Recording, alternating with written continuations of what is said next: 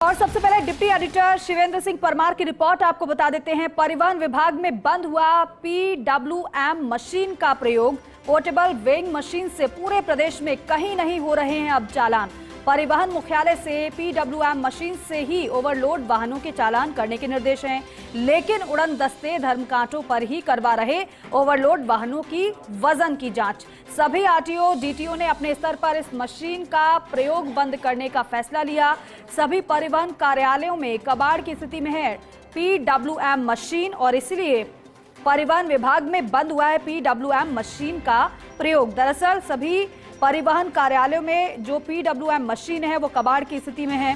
Portable weighing machine से पूरे प्रदेश में कहीं पर भी चालान अब नहीं हो रहे हैं। परिवहन मुख्यालय से PWM मशीन से ही ओवरलोड वाहनों के चालान करने के निर्देश दिए गए हैं, लेकिन उड़न दस्ते धर्मकांटों पर ही करवा रहे ओवरलोड वाहनों की वजन जांच। सभी आरटीओ डीटीओ ने अपने स्तर पर इस मशीन का प्रयोग बंद करने का फैसला लिया है।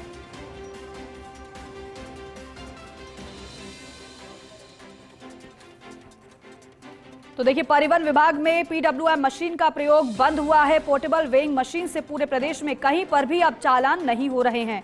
इसकी वजह है सभी परिवहन कार्यालयों में कबाड़ की स्थिति में PWM मशीन है और यही वजह है कि परिवहन विभाग में PWM मशीन का प्रयोग बंद हुआ है। आपको ये बता दें कि पोर्टेबल वेइंग मशीन से पूरे प्रदेश में कहीं नहीं हो रहे हैं अब चालान। परिवहन मुख्यालय से PWM मशीन से ही ओवरलोड वाहनों के चालान करने के निर्देश हैं, लेकिन उड़न दस्ते धर्मकांटों पर ही करवा रहे हैं ओवरलोड वाहनों की वजन की जांच।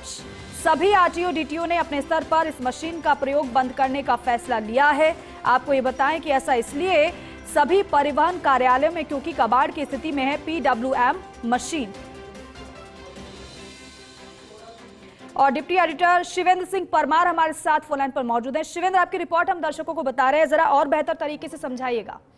देखिए, ये बड़ी खबर है जो हमने दीपिका ब्रेक की है, क्योंकि परिवहन विभाग ने काफी पैसे खर्च करके पिछली सरकार में पोर्टेबल वेइंग मशीन, जिसको PWM कहा गया है, वो मशीन खरीदी थी। और उसका उद्देश्य ये था कि जब परिवहन विभाग के उड़न दस्ते सड़कों पर चालान करते हैं जी, और ओवरलोड वाहन जब आता है तो उसके वजन को लेकर विवाद होता है। जो वाहन चालक होता है वो कहता है कि मेरा व्हीकल ओवरलोड नहीं है, और जो व्यवस्था थी परिवहन विभाग की वो ये है कि फिर किसी धर्म कांटे पर जाकर उसका वजन चेक होता है। तो PWM मशीन का विकल्प दिया, और ये विकल्प इसलिए कि मौके पर ही जो उड़न दस्ते वो चेक कर सकें कि इसका वजन कितना है। और वो एक छोटी सी मशीन थी जो ब्रीफ केस में आ जाती है, लेकिन बीते कुछ महीनों से परिवहन विभाग के पूरे प्रदेश में जितने भी उड़न दस्ते हैं उन सब ने इस मशीन का प्रयोग बंद कर दिया है।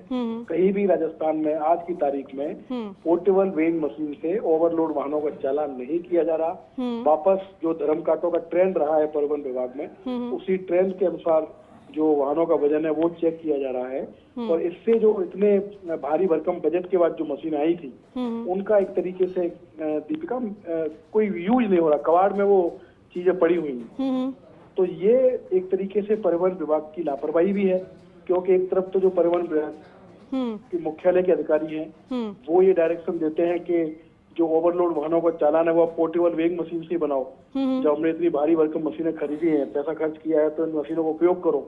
लेकिन फील्ड में परिवहन विभाग के आदेशों को कोई नहीं मान रहा और इस मशीन का प्रयोग पूरी तरीके से बंद कर दिया गया है। हालांकि इसके बंद करने के भी कई कारण हैं। कुछ लोगों का तर्क है कि इस मशीन में वजन ज्यादा है, स्पेस गाड़ी में बहुत ज्यादा घेर लेती है, लेकिन एक सच ये भी है कि धर्मकांटों पर जब ओवरलोड वाहनों का वजन कराया जाता है तो इसमें मिलीभगत होती है जो उड़न दस्ते के लोग होते हैं उनकी और धर्मकांटों की, और इससे दोनों पक्षों को फायदा होता है। लेकिन ये जो पूरा घटनाक्रम है ये एक तरीके से उच्चाधिकारियों की मॉनिटरिंग का अभाव इसको माना जाएगा कि आपने विभाग ने इतने पैसे खर्च करके मशीन खरीदी, मशीन से पहले चालान बने भी हैं, अच्छे रिजल्ट भी आए हैं, लेकिन एकदम से उनका प्रयोग बंद कर दिया और मुख्यालय के अधिकारियों को कोई पता नहीं है, कोई डायरेक्शन उन्होंने इस बारे में दोबारा से जारी नहीं की। ठीक है शिवेंद्र, बहुत शुक्रिया बेहतर तरीके से समझाने के लिए।